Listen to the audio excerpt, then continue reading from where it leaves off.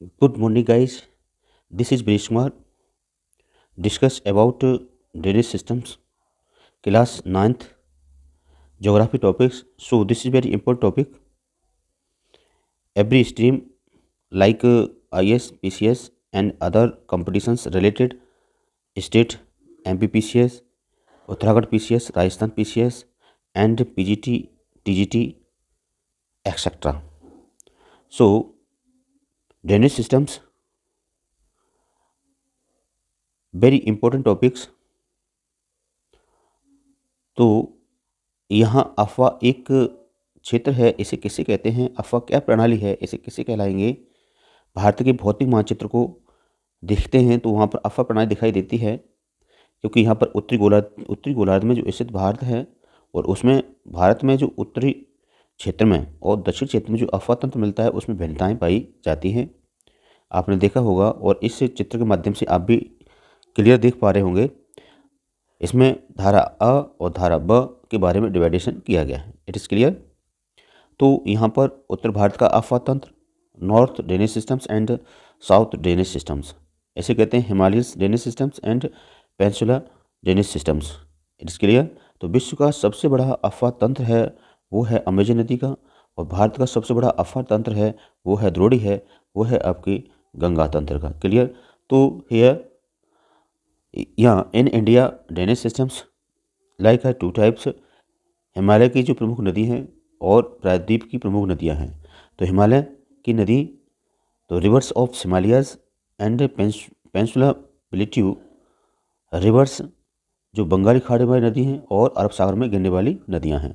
भारत के दो प्रमुख भौगोलिक क्षेत्रों में उत्पन्न होने का कारण है हिमालय और प्रायद्वीप नदियाँ एक दूसरे से विभिन्न हैं। हिमालय की अधिकतर नदियाँ बारहमासी हैं। इसे एंटीसीडेंट रिवर के नाम से भी जाना जाता है। You know about the discuss class 8 में हमने बताया था कि जो उत्तर से निकलने वाली जो नदियाँ हैं वो सब क्या है, इसके टू सोर्सेस हैं। तो here are two sources like glaciers and rain, यानी वर्षा और यहाँ पर क्या है आपका ग्लेशियर पड़ता रहता है, जिससे कि यहाँ पर क्या ये नदियाँ हमेशा कंटिन्यू बहती ही रहती हैं। इसीलिए इसको एंटीसीडेंट रिवर के नाम से भी जाना जाता है। और ये पूर्ववर्ती नदी है, हिमालय से पहले से बहने वाली नदी है, इसलिए इसे एंटीसीडेंट कहते हैं। ठीक है ना।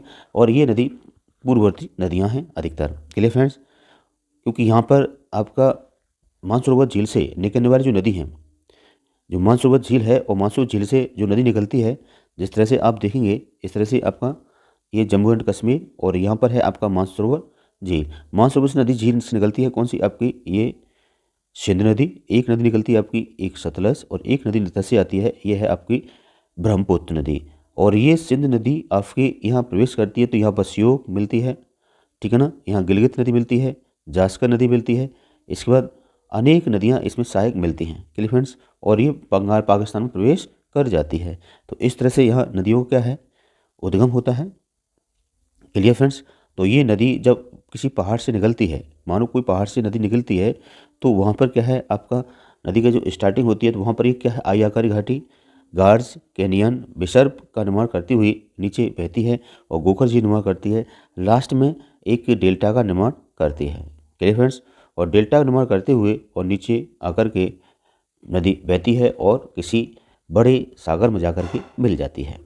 सिंध नदी का तंत्र, तो सिंध रिवर्स सिस्टम्स क्या है आप देख सकते हैं। तो यहाँ दे रखा है कि सिंध नदी का जो उद्गम मानसरोवर झील से हुआ है, जो तिब्बत में कैलाश पर्वत पर स्थित है। पश्चिम की ओर बहती हुई है नदी जम्मू कश्मीर में लद्दाख जिले में प्रवेश करती है। इस भाग में यह बहुत ही सुंदर दर्शनीय गार्ज का निर्माण करती है। इससे से अन्य प्रकार की स्थलाकृतियों का निर्माण करते हुए आगे बढ़ती है। और इसकी जो प्रमुख नदी सहायक नदी है वो है जास्कर है, नुब्रा है, श्योक है, हुंजा है, इस नदी से मिलती हैं। और सिंध नदी के बलूचिस्तान में तथा गिलगित से बहते हुए अटक में पर्वतीय क्षेत्र से बाहर निकलती है। इसकी प्रमुख और अन्य सहायक नदियां हैं, जिस तरह से सतलज है, ब्यास है, रावी है, चिनाब है, झेलम है, आपस में मिलती हैं। और ये पाकिस्तान के पठानकोट यानी कि मिठानकोट के पास सिंध नदी में मिल जाती हैं। इसके अतिरिक्त दक्षिण की तरफ बहती हुई अंत में ये कराची से पूर्व की ओर अरब सागर में मिल जाती है। और सिंध नदी के मैदान में ढाल बहुत धीमा है। सिंध द्रोणी का 1/3 से अधिक कुछ अधिक भारत में और जम्मू कश्मीर और हिमाचल तथा पंजाब के शेष भाग पाकिस्तान में स्थित हैं। जो 2900 किलोमीटर की लंबी सिंध नदी विश्व की लंबी नदियों में से एक है। सिंध जल समझौता जो संधि अनुच्छेद 1960 में जो हुआ था, इसका 20% भाग जल भारत यूज़ करता है और बचा हुआ जल है 80% वो पाकिस्तान यूज़ करता है। Clear friends. फिर आता है गंगा नदी तंत्र। गंगा का जो उद्गम हुआ वो गंगोत्री ग्लेशियर से हुआ है, ठीक है ना। सतोपत ग्लेशियर भागीरथी भिलंगना नदी निकली है, इससे आकर के अलकनंदा देवप्रयाग को जाकर मिलती हैं और हरिद्वार के पास आकर ये गंगा एक पर्वतीय भाग को छोड़कर एक मैदानी भाग में प्रवेश करती है। हिमालय से निकलने वाली बहुत सी नदियाँ हैं, वो कैसी हैं, आपकी एंटीसीडेंट रिवर हैं और ये सतत बहानी रिवर हैं। गंगा इसकी प्रमुख सबसे बड़ी सहायक नदी है जो दक्षिण से आकर मिलती है, कहाँ पर, इलाहाबाद में, वो है यमुना। इसके अतिरिक्त बाईं ओर से मिलने वाली ढेर सारी इसकी हैं रामगंगा, घाघरा, गंडक, कोसी। क्लियर। इसकी अनेक सहायक नदियां हैं। यमुना की प्रमुख सहायक नदी हैं चंबल है, कैन है, बेतवा है, सिंधु है, टोंस है। और दक्षिण से मिलने वाली गंगा की प्रमुख सहायक नदी वो है आपकी कौन सी, सोन नदी है। Clear friends. तो आप इस मैप के माध्यम से भी इसमें देख सकते हैं। तो इस ये दे रखा है कि सिंध नदी, सिंध ये क्या है आपका, ये वाला मानसरोवर झील है। क्या है ये, मानसरोवर झील है। मानसरोवर झील से यहाँ से एक सिंध नदी निकलती है और एक नदी निकलती है कौन सी, आपकी सतलज नदी निकलती है। और इधर से एक नदी आती है कौन सी, ब्रह्मपुत्र नदी। और इसकी जो सहायक प्रमुख सहायक नदियाँ हैं आप देख पा रहे होंगे कि इसकी जो सहायक नदी हैं इसमें देख सकते हैं यहाँ पर श्योक घाटी है, ठीक है ना, नुब्रा उनका ये और गिलगित आदि इसकी सहायक नदियाँ मिलती हैं। इसके अतिरिक्त आपकी झेलम है, चिनाब है, रावी है, ब्यास है और सतलज सिंध नदी की तंत्र की प्रमुख नदियां हैं। और इस नदी का 20% पानी यूज़ करता है कौन, भारत। और 80% इसका पानी यूज़ करता है कौन, आपका पाकिस्तान। जैसे क्लियर। फिर नेक्स्ट पॉइंट पर आता है आपका कि गंगा तंत्र है आपका कहाँ से, उत्तराखंड के एक गंगोत्री से निकलता है और गंगोत्री से निकल करके भागीरथी भिलंगना दो भागों में दो धाराएं निकलती हैं और आकदेव प्रयाग पर आकर के ये मिलती हैं, उसे गंगा कहते हैं। और जैसे आती है कहाँ पर, आपके ऋषिकेश, हरिद्वार, और हरिद्वार में जैसे आती है वो एक मैदान में प्रवेश करती है और प्रवेश होते हुए यमुना की, गंगा जो है गंगा की सबसे बड़ी सहायक नदी है वो कौन सी, आपकी यमुना है। और यमुना आकर के इलाहाबाद में मिलती है। Clear friends. तो यमुना की प्रमुख सहायक नदियाँ चंबल है, बेतवा है, कैन है, टोंस है। क्लियर। और गंगा की बाईं ओर से मिलने वाली सहायक नदियाँ हैं शारदा है, गंडक है, कोसी है, घाघरा है।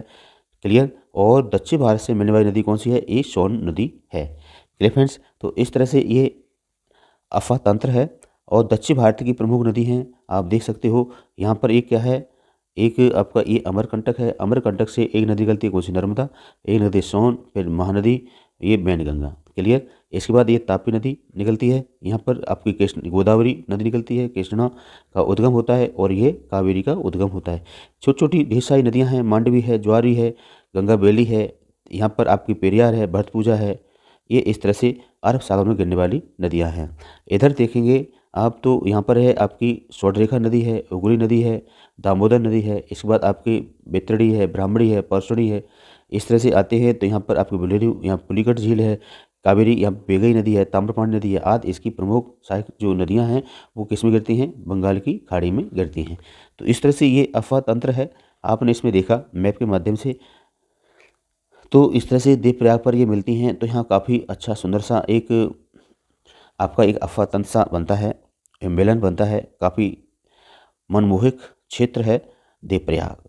नमामि गंगे योजना आपकी जो संरक्षण मिशन की राष्ट्रीय नदी गंगा से संबंधित दो उद्देश्य, प्रदूषण के प्रभाव को कम करना और संरक्षण और कायाकल्प को पूरा किया जा सकता है। अब इस परियोजना के बारे में निम्नलिखित वेबसाइट को देखा है और इसके 1000 करोड़ रुपये अभी वर्तमान में आवंटित किए गए हैं। नमामि गंगे यानी गंगा को प्रदूषण से बचाना है। Clear friends. तो इस तरह से ये सारी बातें थी। Clear friends. ये देख सकते हैं। तो गंगा की कुल लंबाई है वो है 2525 किलोमीटर। क्लियर।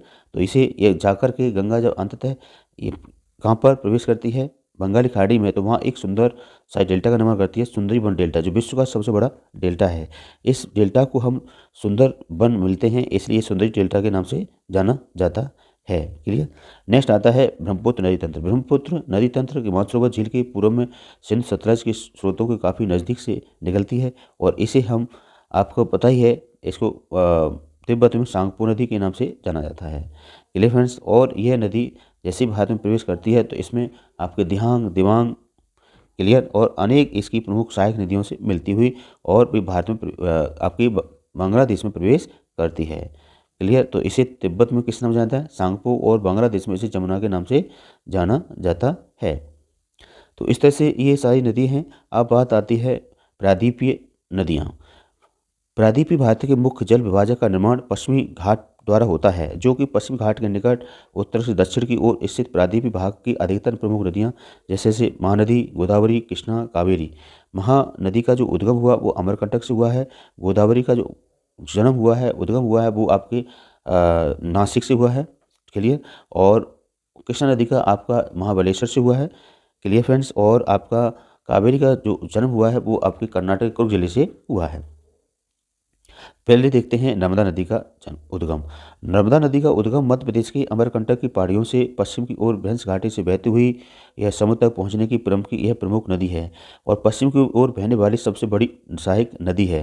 के लिए बहुत बड़ी नदी है। यह जबलपुर पर क्या है, संगमरमर के शैलों से होकर बहती है, घाट्स बनाती हुई बहती है और इसीलिए यहाँ पर एक बहुत बड़ा जलप्रपात का निर्माण करती है। उसे कहते हैं धुआंधार प्रपात या भेड़ाघाट जलप्रपात के नाम से भी जाना जाता है। यह नदी सभी सहायक नदियां हैं, बहुत छोटी छोटी इसकी सहायक नदी हैं जो अधिकतर समकोण पर मुख्य धारा में मिलती हैं, जो नर्मदा द्रोणी को मध्य प्रदेश, गुजरात से होकर के विस्तृत है। इसे नर्मदा बचाओ संरक्षण के लिए मध्य प्रदेश में सरकार द्वारा नमामि देवी नर्मदे नाम से एक प्रोजेक्ट चलाया गया था इसको बचाने के लिए, और इसकी जो मेन प्रवर्तक थी मेधा पाटेकर जी थी। द्रोणी। अब आता है तापी वाला। तापी का उद्गम मध्य प्रदेश के बैतूल जिले से हुआ है। क्लियर, और यह नदी आपके नर्मदा के समानांतर भ्रंश घाटी में बहती हुई और ये अरब सागर में गिरती है। क्लियर फ्रेंड्स, ये पश्चिम की ओर उल्टी बहने वाली प्रमुख नदियां हैं, कोसी, नर्मदा और ताप्ती। मध्य प्रदेश, गुजरात, महाराष्ट्र राज्य में यह प्रभावित होती है। अरब सागर और पश्चिमी घाट में बीच में तटीय मैदान बहुत अधिक संकीर्ण है, इसलिए तटीय क्षेत्र में इसकी बहुत लंबाई बहुत कम है। पश्चिम की ओर बहने वाली मुख्य नदियां जो जैसे साबरमती, माही, भरतपूजा, पेरियार, अन्य नदियां हैं। नेक्स्ट आता है गोदावरी, द्रोणी। गोदावरी का जन्म महाराष्ट्र के नासिक जिले से पश्चिमी घाट से ढालों से हुआ है। यह नदी की कुल लंबाई 1465 है, लगभग 1500 किलोमीटर है और ये बंगाली खाड़ी में गिरती है, वह डेल्टा का निर्माण करती है। क्लियर दोस्तों, और इसकी ढेर सारी प्रमुख सहायक नदियां हैं। यह नदी महाराष्ट्र, मध्य प्रदेश, उड़ीसा, आंध्र प्रदेश राज्यों से होते हुए इस पर इसकी प्रमुख सहायक नदी जैसे पूर्णा, वर्धा, प्राणहिता, बंजारा, वैनगंगा, पैनगंगा आदि प्रमुख सहायक नदियां हैं। इसे दक्षिण गंगा या इसे पूर्वी गंगा के नाम से भी जाना जाता है। दक्षिण ओर से मिलने वाली जो नदी है वो मंजरा है। क्लियर, फिर आता है महानदी। महानदी का उद्गम छत्तीसगढ़ की उच्च भूमि से है। यहाँ पर यह उड़ीसा से बहते हुए बंगाली खाड़ी में मिल जाती है। इस नदी की लंबाई 860 किलोमीटर है। यह अफवा द्रोणी महाराष्ट्र, छत्तीसगढ़, झारखंड, उड़ीसा में है। क्लियर फ्रेंड्स, नेक्स्ट आता है कृष्णा नदी। कृष्णा नदी का उद्गम महाराष्ट्र के पश्चिम घाट महाबलेश्वर के निकट से हुआ है। इसकी कुल लंबाई है वो लगभग 1400 किलोमीटर है। ठीक है ना, बंगाल की खाड़ी में गिरती है। तुंगभद्रा, कोयना, घाटप्रभा, मूसी, भीमा आदि इसकी प्रमुख सहायक नदियां हैं। क्लियर, तो यहाँ मूसी नदी पर आपका हैदराबाद स्थित है। द्रोणी महाराष्ट्र, कर्नाटक, आंध्र प्रदेश में फैली हुई है। कावेरी नदी, कावेरी पश्चिमी घाट पर ब्रह्मगिरी श्रृंखला से निकलती हुई तमिलनाडु के कुडलूर दक्षिण में बंगाली खाड़ी में मिल जाती है। इसकी कुल लंबाई 760 किलोमीटर है। इसकी प्रमुख सहायक नदियाँ साबरमती, भवानी, हेमावती, काबनी आदि इसकी प्रमुख सहायक नदी हैं और ये तमिलनाडु, केरल, कर्नाटक में बहते हुए आपकी कहाँ बंगाली खाड़ी में गिरती है और बड़ा डेल्टा का निर्माण करती है। इस नदी को दक्षिण भारत की सतभाई नदी के नाम से जाना जाता है क्योंकि शीतकाल में वर्षा होती है और ग्रीष्मकाल में वर्षा होती है। इसके लिए पर्याप्त मात्रा में जल मिल जाता है, इसलिए यह नदी 12 मास बहती रहती है। इसलिए इसको कावेरी को सतभाई रबर के नाम से जाना जाता है। भारत में दूसरे सबसे बड़े जलप्रपात कावेरी नदी पर शिव समुद्रम के नाम से जाना जाता है, जो यह उत्पाद विद्युत मैसूर, बेंगलोर, कोलार स्वर्ण रेखा पर प्रदान करता है। ठीक है ना, तो भारत का सबसे बड़ा जलप्रपात जो करसोपा जलप्रपात है। इसके बाद आता है इसकी छोटी छोटी नदी हैं। इसके दामोदर, ब्राह्मणी, बैतरणी अन्य कुछ नदियां थी। यहाँ पर मैप में दिखा सकते हो और बता सकते हैं कि पृथ्वी धरातल का 71% जल से ढका हुआ है, 57% जल लवड़ी है और 3% जल केवल स्वच्छ है, साफ है। 3/4 जल हिमानी के रूप में रिप्रेजेंट होता है। ठीक है ना, ये सारा था, आप इसको अच्छे से आप पढ़ सकते हैं, देख सकते हैं। फिर आती हैं झीलें। भारत की प्रमुख झीलें हैं, जैसे बुलर झील है, डल झील है, अनेक झील हैं। इसके बाद देखेंगे उत्तराखंड में आपको भीमताल झील है, नैनीताल झील है। चलिए फ्रेंड्स, इसके बाद झारखंड में आपके राजस्थान में है, आपके पास डीडवाना है, सावर झील है खारे पानी की। और उड़ीसा में आपकी चिल्का झील है, पुलिकट झील है, इधर आता है। इसके बाद बुलर झील है, इसके बाद मेमनाथ झील है। ठीक है ना, इस तरह से ये सारी झीलों का यहाँ पर दे रखा है, आप इसे देख सकते हो। राष्ट्रीय नदी संरक्षण, देश में नदी सफाई कार्यक्रम का शुभारंभ 1985 में हुआ था, और एक्शन प्लान जीएसपी जो प्रारंभ हुआ 1995 में। इसके लिए ढेर सारे, जब जब हमारे बजट पेश होता है उसमें लाखों हज़ारों करोड़ रुपए इसके आवंटित किए जाते हैं कि नदी के प्रदूषण को बचाया जाए। क्लियर फ्रेंड्स, तो नदी प्रदूषण, नदी जल की घरेलू औद्योगिक कृषि से बढ़ती मांग के कारण ही इसमें गुणवत्ता प्रभावित हुई है। इसके परिणामस्वरूप नदी के जल जो है निकासी होती है, इसका आयतन घटता जाता है। दूसरी ओर उद्योग का प्रदूषण, परिष्कृत कचरे नदी में मिलते रहते हैं। यह केवल गुणवत्ता को ही नहीं बल्कि यह नदी के स्वच्छ और स्वच्छीकरण की क्षमता को प्रभावित करता है। उदाहरण के लिए हम समुचित जल प्रवाह गंगा को 20 किलोमीटर फैले बड़े शहरों में गंदगी आप फैलाते हैं। आप क्योंकि पता ही है आपको, जो बड़े बड़े नगर हैं वो किसी नदी के किनारे बसाए गए हैं, जैसे कानपुर है, के लिए इलाहाबाद है, बनारस है। इधर देखेंगे यमुना किनारे पर आपका दिल्ली है, मथुरा है, आगरा है, अन्य वहाँ बड़े बड़े महानगर हैं वो किसी नदी के किनारे पर बसाए गए हैं। सो नगरों से निकलने वाला सीवेज जल और उद्योग से निकलने वाला, शहरीकरण से निकलने वाला आपका अपशिष्ट पदार्थ और विषैला जल नदी में प्रभावित कर दिया जाता है। नदी का जल कैसा हो जाता है, प्रदूषित हो जाता है। तो नदियाँ अर्थव्यवस्था के लिए काफ़ी इम्पोर्टेंट भी हैं, क्योंकि ये नदी के माध्यम से हम इसको क्या है, कृषि और अन्य कार्य भी करते हैं। अब परिवहन के रूप में भी इसका प्रयोग किया जा रहा है, अंतर्जात परिवहन के रूप में हो रहा है आपका। जिस तरह से ले लें गंगा, मतलब वाराणसी से कहाँ तक, हुगली तक। चलिए फ्रेंड्स, तो ये सारी चीज़ थी, इसमें हमने इस पर चर्चा की, क्योंकि नदियाँ अलग अलग क्षेत्र में अलग अलग जीवनी के नाम से जानी जाती हैं। जिस तरह से उड़ीसा में आपकी महानदी जीवनदायी नदी के नाम से जानी जाती है, और केरल में पेरियार को जीवनदायी नदी के नाम से जानी जाती है। उत्तर भारत की सबसे बड़ी गंगा पवित्र नदी होली रिवर के नाम से जानी जाती है। दक्षिण भारत की जो गंगा कहते हैं उसे कहते हैं गोदावरी को, बूढ़ी गंगा के नाम से जाना जाता है। लेकिन कुछ अपवाद है, कावेरी नदी को भी गंगा के नाम से पुकारा जाता है। अब बात आती है क्वेश्चनों की, कुछ मेजर क्वेश्चन हैं, आप इसको देख सकते हैं। पहला क्वेश्चन है आपका, बुलर झील किस राज्य में स्थित है? तो आप इसे बताएंगे कहाँ पर है। ये जम्मू एंड कश्मीर में है। कहाँ पर है दोस्तों? ये जम्मू एंड कश्मीर में है। नर्मदा नदी का उद्गम कहाँ से हुआ था? तो ये हुआ था अमरकंटक से। निम्नलिखित में से लवड़ी जल वाली झील है वो आपकी कौन सी है? सावर झील है। क्लियर। निम्नलिखित में से प्रायद्वीप भारत की सबसे बड़ी नदी है वो है गोदावरी। इसकी जो लंबाई है 1465, लगभग अगर देखा जाए तो ये 1500 किलोमीटर लंबी है। क्लियर। निम्नलिखित में से कौन सी नदी भ्रंश घाटी से होकर बहती है? तो दो नदियाँ बहती हैं आपकी, बहने को तो कई नदी बहती हैं, जैसे आपकी पश्चिम ओर बहने वाली नदी है आपकी कौन सी? नर्मदा। क्लियर। एक है ताप्ती, एक होती है आपकी दामोदर नदी, स्वर्णरेखा नदी। ये भी क्या है, एक भ्रंश घाटी से होकर के बहती हैं। तो मेरे प्रिय दोस्तों, अब बचते ये क्वेश्चन, जल विभाजन का क्या कारण है, ये इसका आपको मैप बना सकते हैं और इसको इस क्वेश्चन लिख सकते हैं और लिख करके अपने आप को आकलन कर सकते हो।